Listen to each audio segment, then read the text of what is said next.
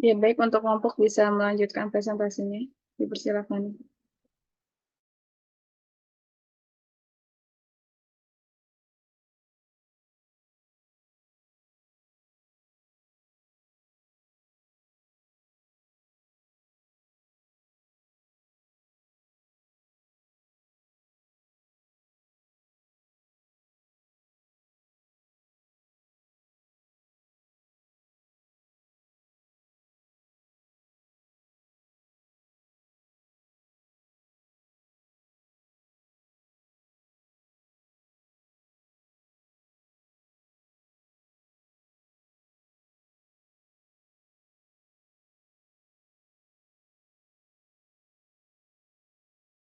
Baik, apakah suara saya terdengar? Terdengar, Lifty ya? Ya, baik, izin melanjutkan ya. Selanjutnya itu ada hubungan statistika deskriptif dan juga inferensial. Boleh di next.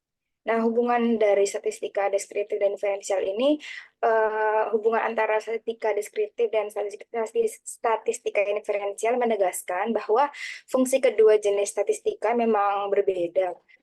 Kesamaan keduanya adalah dia tuh mengolah data untuk memperoleh informasi. Perbedaannya terletak di hasil akhirnya gitu.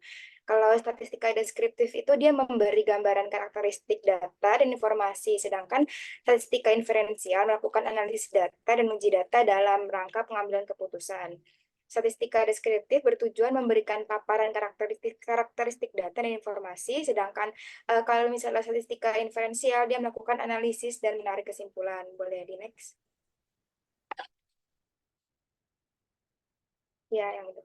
Nah, selanjutnya itu statistika deskriptif. Pada hakikatnya itu, statistika deskriptif itu dia menjelaskan karakteristik data secara sistematif, mencakup beberapa teknis analis data, yakni ada penyebaran data, tendensi sentral, penyajian data, dan lain-lain gitu. Nah, contoh statistika deskriptif di sini itu yang pertama ada analisis tendensi sentral, terdiri dari mean, atau rata-rata hitung atau rata-rata aritmatika, dan juga yang kedua ada median atau nilai pengamatan yang terletak di tengah gugus data. Lalu yang ketiga ada mode atau data yang paling banyak muncul. Yang keempat itu ukuran penyebaran data terdiri dari standar defisiasi, varians, dan lain-lain. Nah, penyajian data ini tuh ditampilkan dalam bentuk gambar atau skema dalam bentuk histogram, grafik, infografik, dan lain-lain gitu.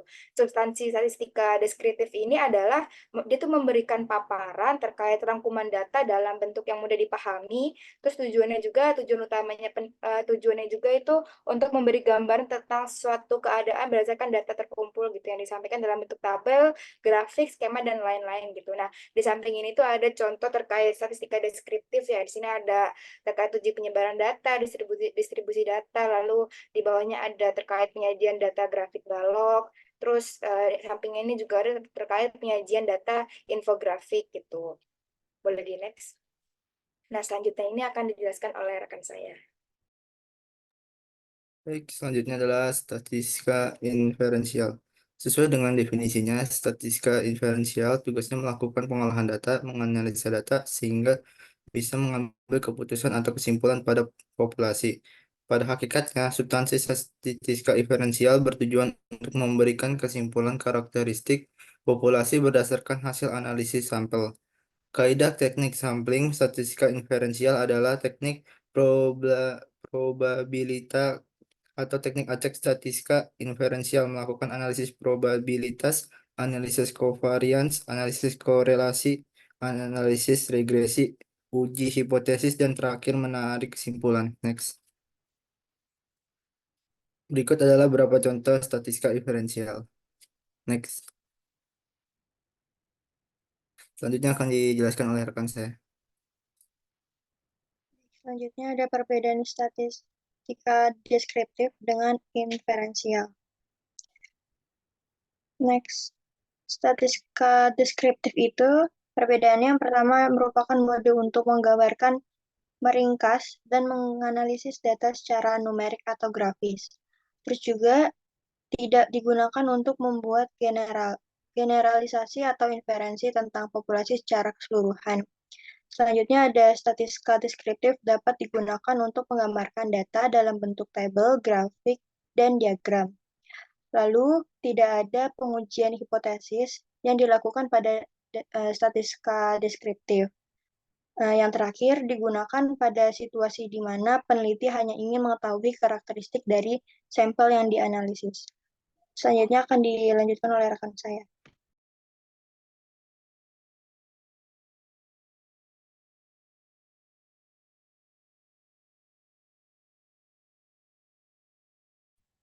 Selanjutnya ada statistika inferensial. Nah, untuk statistika inferensial ini ada 5. Yang pertama itu merupakan metode yang digunakan untuk membuat kesimpulan umum tentang populasi berdasarkan sampel yang diambil dari populasi. Lalu yang kedua merupakan metode yang digunakan untuk membuat kesimpulan umum tentang populasi berdasarkan sampel yang diambil dari populasi. Lalu yang ketiga ada statistika inferensial, merupakan perhitungan probabilitas untuk menentukan signifikansi atau kepercayaan pada kesimpulan yang dibuat. Yang keempat ada pengujian hipotesis, merupakan salah satu teknik penting dalam statistik inferensial. Lalu yang terakhir digunakan pada situasi di mana penelitian ingin membuat inferensi tentang populasi berdasarkan sampel yang diambil. Boleh di next.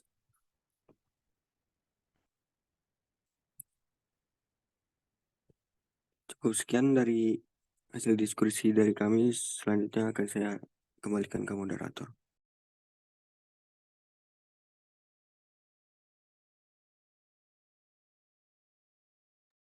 Ya, baik. Terima kasih kelompok 4 atas pemaparan materinya. Selanjutnya saya membuka sesi pertanyaan kepada teman-teman yang apabila belum paham atau ada yang ingin diklarifikasi, bisa raise hand terlebih dahulu. Dipersilakan untuk teman-teman.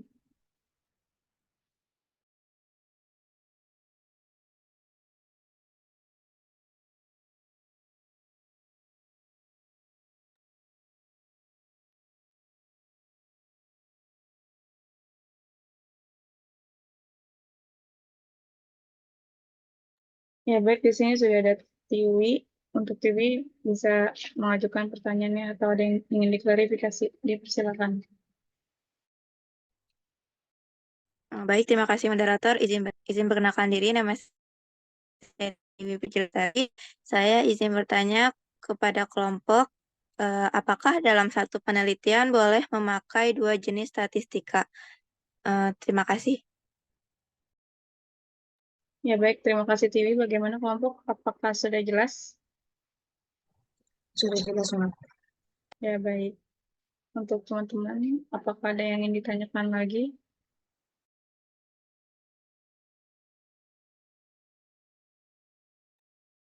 Ya, baik. Mungkin sambil menunggu yang lainnya, kelompok bisa langsung menjawab pertanyaan dari Tiwi. Baik, izin moderator, izin masuk. Iya, dipersilakan Livia.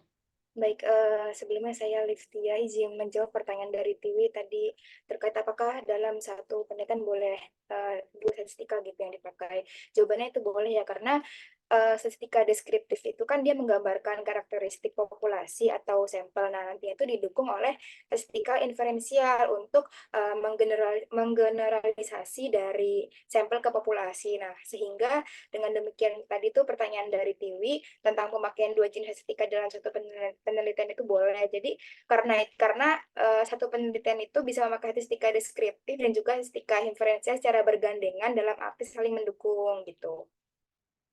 Apakah sudah jelas?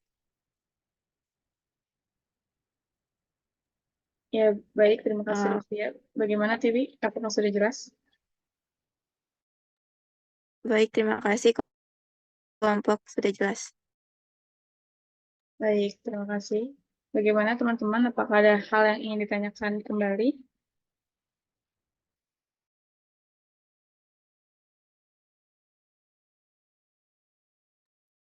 Baik, mungkin itu saja yang bisa saya sampaikan dan kelompok 4 sampaikan. Selebihnya, saya memohon maaf apabila ada kurang dari presentasi ini. Saya tutup. Wassalamualaikum warahmatullahi wabarakatuh. Saya kembalikan kepada Ibu SK. Terima kasih, Ibu.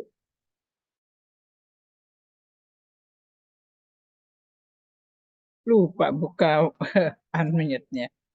Oke, tadi sudah benar ya yang disampaikan teman Anda, cuman tadi terlalu luas ya. Baik, saya jelaskan sedikit ya, sedikit terkait dengan statistik inferensial. Sebenarnya Anda bisa masuk sih nanti di mana di Google Classroom-nya, tapi saya untuk menjelaskan, saya nggak tahu ini kenapa jadi berantakan begini ya. Nanti tolong ini aja, teliti aja melihatnya ya. Baik, statistik inferensial ya, mungkin kalau Anda membaca dari referensi, biasanya didefinisikan seperti ini. Dari data sampel, ya, data sampel untuk menggambarkan ciri dari suatu populasi. Biasanya dapatnya begitu, ya. Ya. Jadi beda ya. Kalau yang kemarin statistik deskriptif dia hanya menggambarkan sekelompok data. Tapi sekelompok data itu tidak bisa menggambarkan ciri dari populasi. Kalau ini bisa menggambarkan ciri populasi. Ya, jadi bedanya itu, ya. Oke, kita udah pakat itu ya.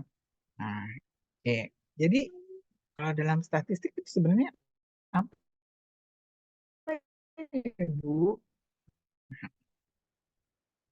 Statistik inferensial adalah sampel terhadap populasi. Ya, jadi kalau Anda eh, cari ya di buku statistik pasti ngomongin itu.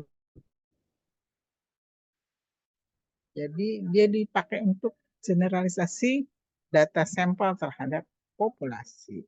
Ya, kalau generalisasi data sampel ke populasi, berarti nanti ada kaitannya dengan hal lain ya.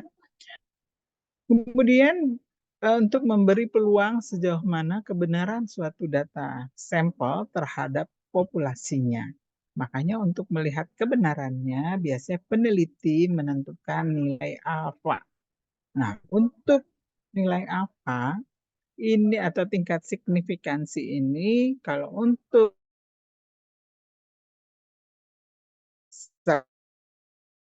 subjeknya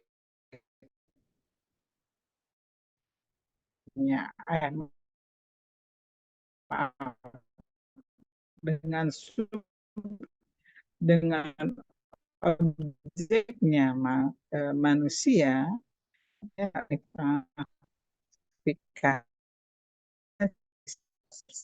ya. Jadi 95% sehingga nih signifikansinya biasanya yang toleransi ya. Ini ada alur ya, alur kalau misal kita mengumpulkan data ya. Kalau ini data sampel ya. Kalau dia datanya terdistribusi normal, kita akan pakai ujinya uji parametrik. Tapi kalau tidak normal, nah biasanya kita gunakan uji non parametrik. Ini untuk statistik diferensial. Saya nggak bicara lagi statistik deskriptif ya, hanya ya tendensi sentral ya. Tapi kalau misalnya untuk data yang tadi untuk mengeneralisasi data sampel ke populasi, biasanya kita menetapkan uji yang mau dipakai didasarkan pada normalitas data. Ya. Jadi kalau datanya normal, terdistribusi normal, uji yang kita pakai adalah uji parametrik. Tapi kalau tidak normal, yang kita gunakan uji non-parametrik. Oke, sampai di sini paham ya? Jadi kalau uji analisa statistiknya, kalau deskriptif dia cuma satu, tendensi sentral. Tapi kalau inferensial, dia banyak. Ya, pilihan uji analisisnya banyak. Tapi untuk menentukannya, mana yang kita pakai,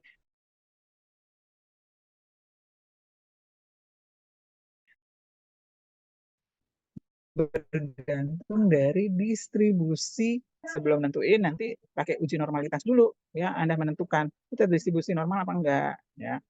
Tapi sih biasanya kalau orang orang udah orang yang paham dengan statistik, biasanya dia udah ngeliat, wah ini kalau kategorik ya, datanya kategorik cenderung tidak normal. Karena biasanya apa? Kategori kan sudah ditentukan kelompok 1, kelompok 2, kelompok 3 ya. Ya kan hanya bergeser di antara biasanya skalanya nominal dan ordinal. Tapi kalau untuk parametrik biasanya skala datanya interval dan rasio. Ya. Oke. Jadi kalaupun ini skala interval rasio, kita cek distribusi datanya, ternyata normalitasnya dia tidak normal, bisa menggunakan uji non parametrik. Ya, kalau dia normal, dia pakai metrik. Ya, kalau tidak normal nih, ya datanya pakai non parametrik. Oke, oke. Nah, apa sih yang disebut parametrik dan non parametrik ya? Parametrik adalah datanya itu berdistribusi normal atau normalitas datanya terpenuhi ya. Nah, biasanya skala datanya interval dan rasio. Gimana kita tahu skala datanya ya, interval rasio? Kan kemarin udah diajarin. Oh, data interval adalah data yang dia pertama bisa dibedakan ya antar kelompok ya. Kemudian berjenjang ya. Dan yang ketiga memiliki jarak antar kelompok. Ya, contohnya misalnya ya, saya membuat penelitian mengambil data menggunakan skala Likert. Kemudian dalam skala Likert kan ada nilainya tuh, nilai skornya. Nah, yang pertama kelompok rendah, skornya misalnya 10 sampai 20. Ya. Kemudian kelompok sedang misalnya 21 sampai 30 misalnya. Ya. Kemudian konstan dari jaraknya.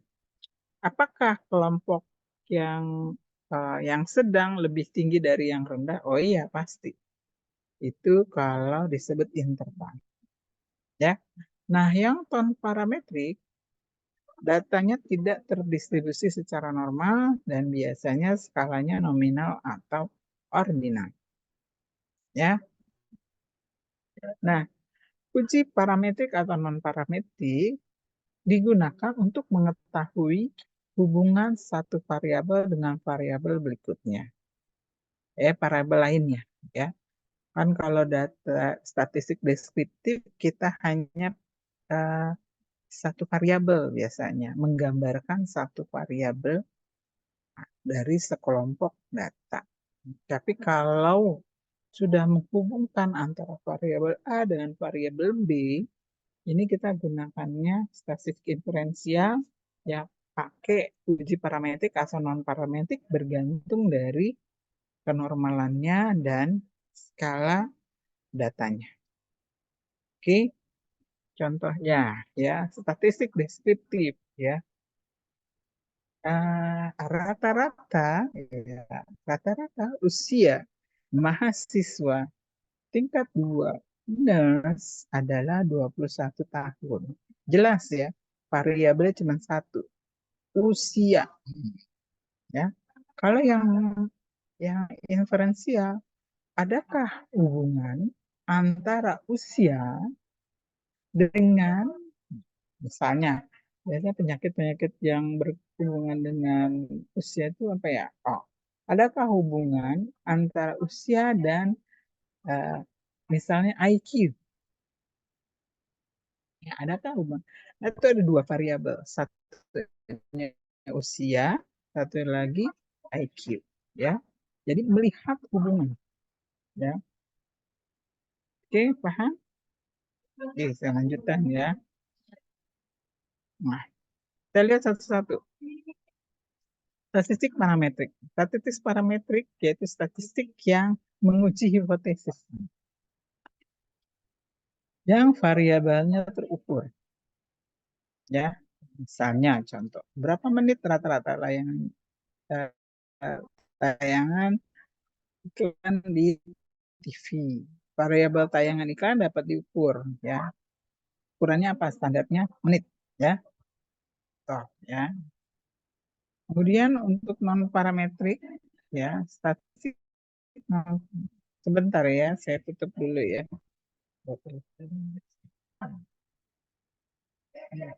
Halo, Assalamualaikum, Mas Pak Mul, ya.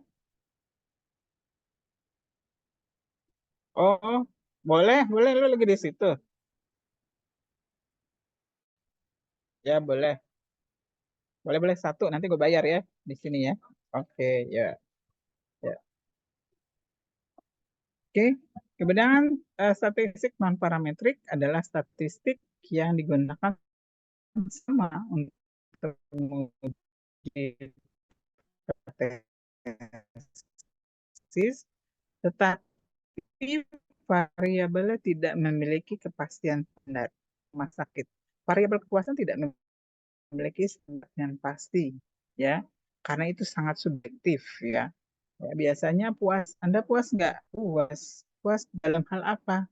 Ya, banyak ukuran puasnya. Ya, mungkin berbeda dengan menurut pasien B. Ya, pasien A bilang, oh saya puas rumah sakit tersebut karena di awal tidak minta uang misalnya. Kemudian perawatnya cakep-cakep. Nah, kemudian misalnya rumah sakitnya megah. Perawat B nih, aduh saya tingkat puasanya puas sih dengan rumah sakit ini. Apa Bu puasnya dari apanya? Nah, dia bilang saya puas karena di sini gampang parkir. Kemudian misalnya bayarannya murah, kan beda, ya. Oke, jadi standarnya tidak memiliki standar yang pastinya. Oke, apa sih tujuan statistik inferensial? Yaitu kesimpulan sampel, ya, bisa memprediksi kejadian di populasi. Ya, jadi mengeneralisasi sampel ke dalam populasi. Jadi hasil-hasil yang disampel bisa kita proyeksikan pada populasi atau kita generalisasikan pada populasi. Misalnya contoh, ya. Kesimpulannya setelah dilakukan uji parametrik ternyata diketahui misalnya ada hubungan antara kemarin tuh kebetulan kakaknya presentase EBN ya, EBN dengan saya. Ternyata ada hubungannya antara misalnya relaksasi progresif, ya, pelaksanaan relaksasi progresif pada pasien hipertensi, ya. Jadi ternyata punya relaksasi progresif terhadap penurunan tekanan darah. Ya, penurunannya berapa? 5 mm lagi misalnya ya. Misalnya. Nah,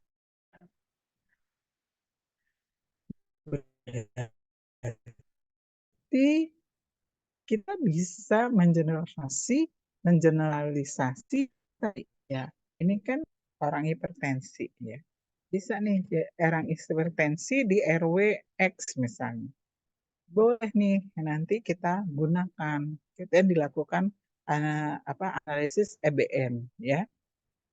Critical appraisal-nya masuk ya. Oh ini memang terbuktikan sahih ya. Nah, Anda bisa menggunakan intervensi relaksasi progresif untuk membantu menurunkan hipertensi. Karena penurunannya kan cuma 5 mm Hg ya. Nggak nyampe 10 meter Hg ya. Jadi membantu. Jadi kita bisa gunakan intervensi yang di sampel ke populasi. Ya. Nah, generalisasi sampel ya, data sampel ke populasi. Ya. Yang disebut sampel adalah bagian dari populasi yang diambil melalui suatu cara tertentu yang memiliki karakteristik tertentu jelas dan lengkap yang dianggap bisa mewakili populasi. Itu yang disebut sampel. Ya. Oke, cara tertentu bisa kita menggunakan teknik sampling. Teknik sampling ya. Teknik pengambilan sampel ya. Kemudian memiliki karakteristik tertentu. Biasanya pada saat kita menentukan teknik sampling, biasanya ada kriteria. Siapa sih sampel yang bisa masuk, siapa sampel yang tidak bisa masuk. Ya.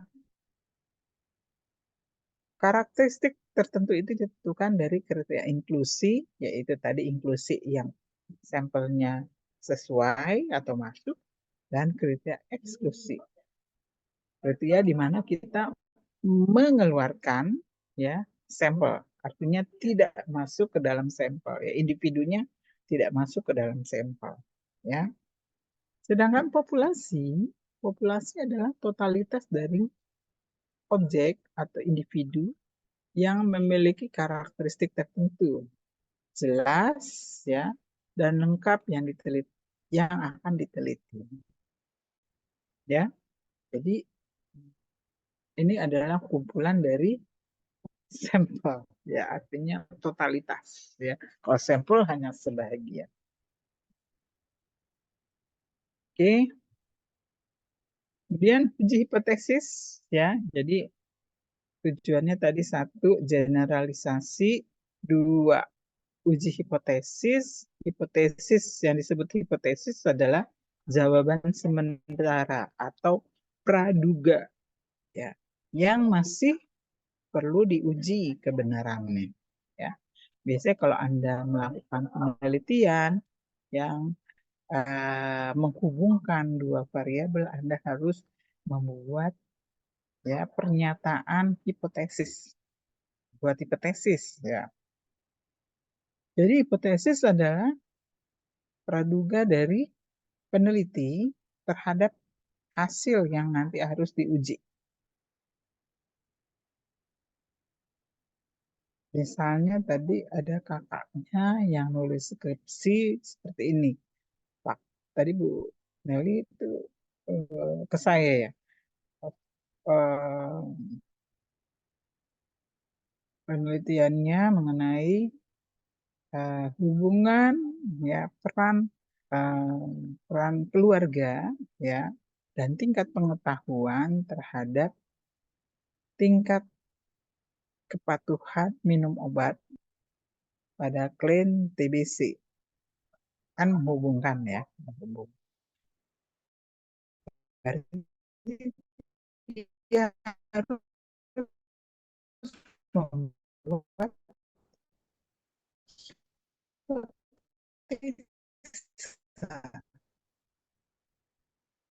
ya.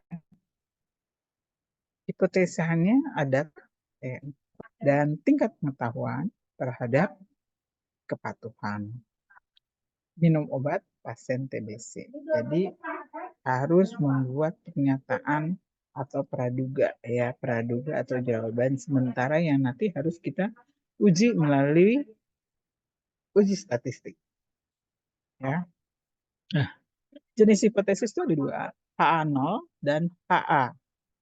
H0 biasanya selalu pernyataannya diawali dengan tidak ada hubungan. Itu yang disebut H0 ya, HO atau HO ya. H0 ya. Tidak ada hubungan. Semuanya diawali dengan kata tidak ada hubungan antara variabel independen dengan variabel dependen. Kan tadi 2 variabel ya.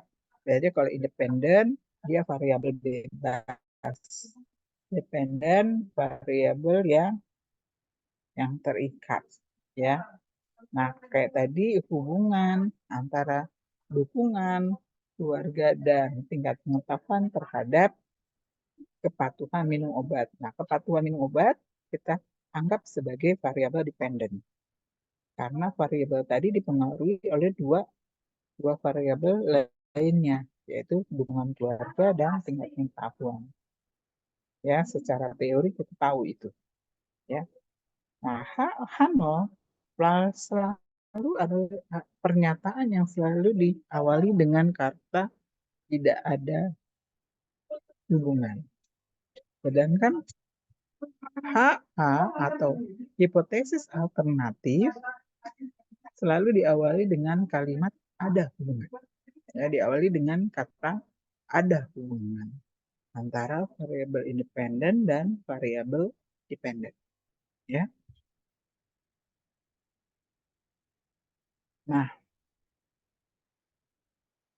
yang dimaksud dengan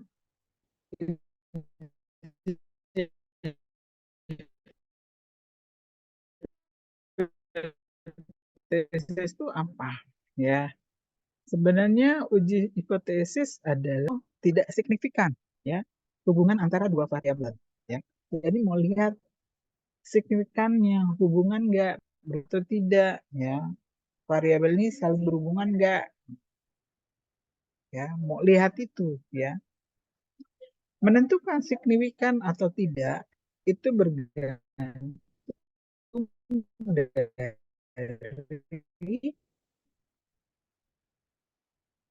dari statistik,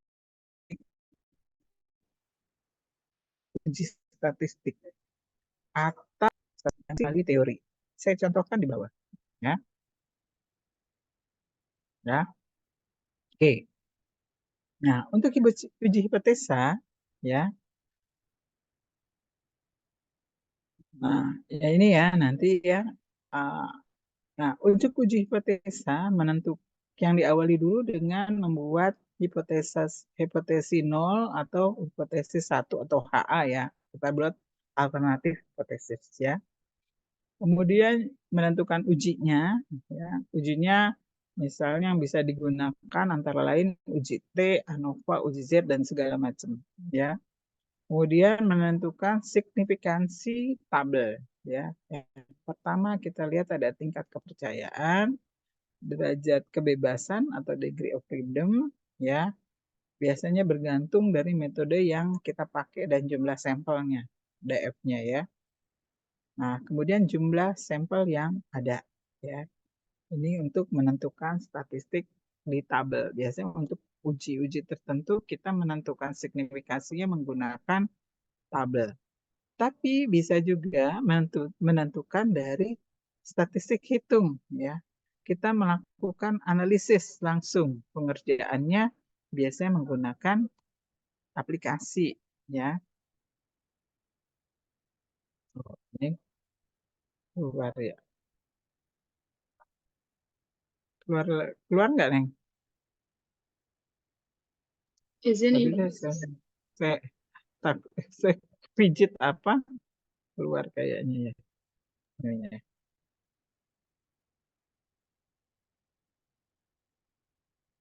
Oke, ya. Tadi sampai mana?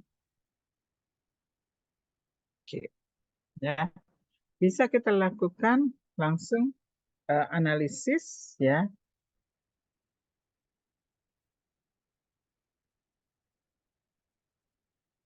Nah, ini bergantung dari metode parametrik yang kita gunakan, kita kerjakan langsung di SPSS, ya.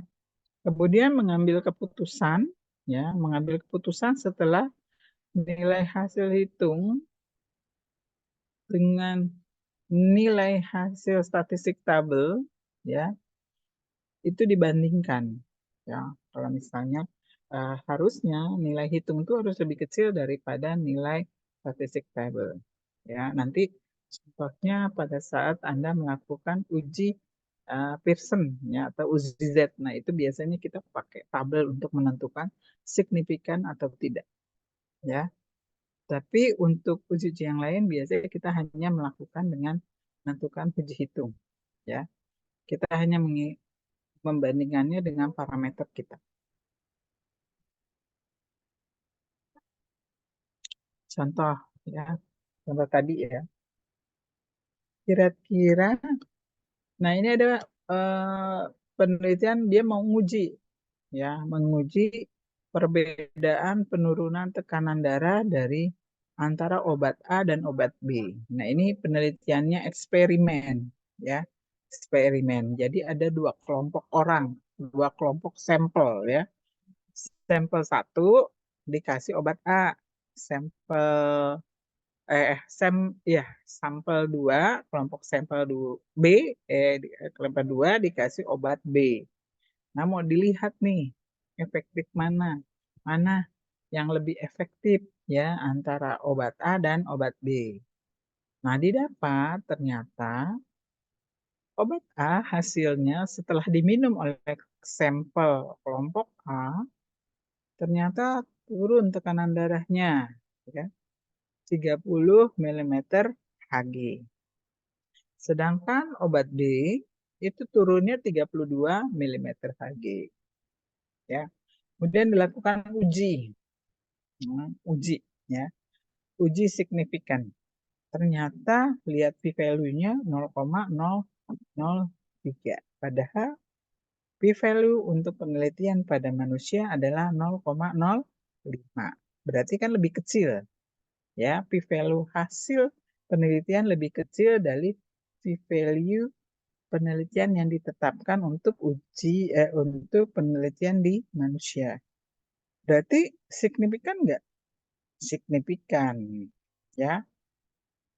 Signifikan, kita bilang, oh signifikan nih. Ya, atau statistiknya bermakna. Secara statistik bermakna. Tapi secara substansi gimana? Efektif yang mana? A atau B? Ya, lihat di bawah ya.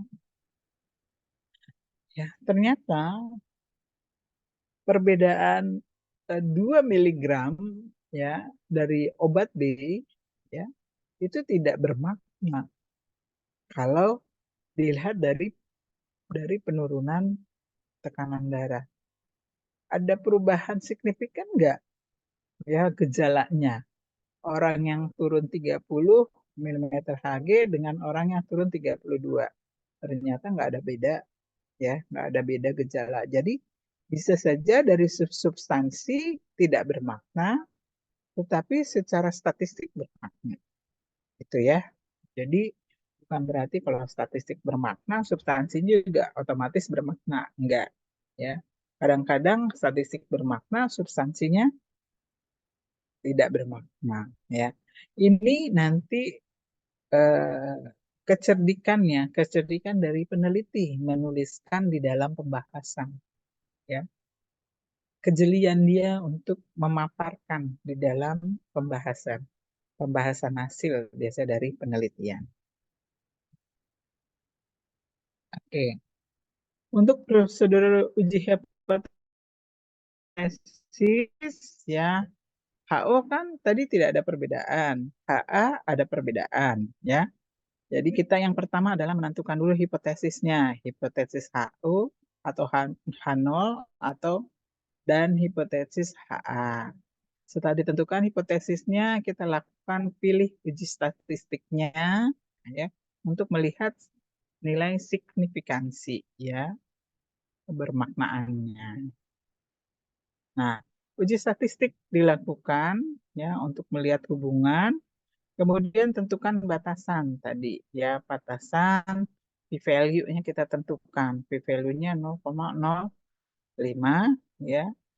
Hasilnya kalau di bawah 0,05 berarti HA kita terima. Kalau lebih dari 0,05 berarti kan tidak signifikan. Berarti yang diterima H0. Ya. Jadi kapan H0 kita simpulkan H0 itu kita gunakan atau diterima, kapan HA kita terima. Itu perbedaan dari nilai signifikansi. Ya. Nah, kesimpulan dari suatu uji hipotesis, jika p-value-nya kurang atau sama dengan alfa 0,05, nah, HO ditolak, ya, karena signifikan. Ya. Tapi jika p-value penelitian Anda hasil uji statistik lebih dari alfa atau lebih dari 0,05, maka H0 gagal tolak. Ya, berarti H0-nya apa? Kalau gagal tolak. Kalau nolnya diterima, berarti tidak ada perbedaan atau tidak ada hubungan. Ya. Nah, ini untuk mengecek normalitas suatu data, ya. Kita bisa pertama menggunakan grafik histogram, ya. Kalau bentuknya kurva normal, artinya bell shape, kiri kanan simetris, nah berarti datanya normal, ya. Bisa juga menggunakan cara yang kedua, atau melihat nilai skewness atau standar errornya. Bila nilai error atau skewness-nya kurang atau sama dengan 2, maka distribusinya normal. Ya. Kemudian bisa juga menggunakan uji Kolmogorov-Smirnov. Ya. Bila hasil ujinya p-value pada saat uji Kolmogorov-Smirnov-nya lebih dari 0,05, maka distribusi normal.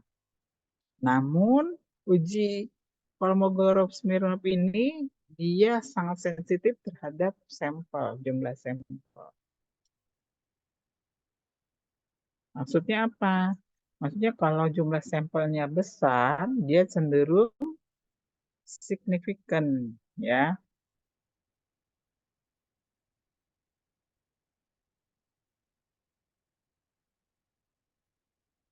Ya, biasanya cenderung apa?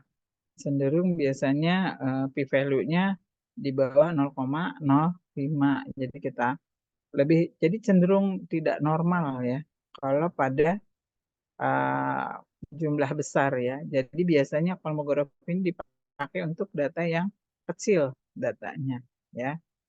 Sehingga jarang kita pakai, jadi lebih sering cenderung kita menyarankan untuk menggunakan skewness atau melihat kurva normal, ya.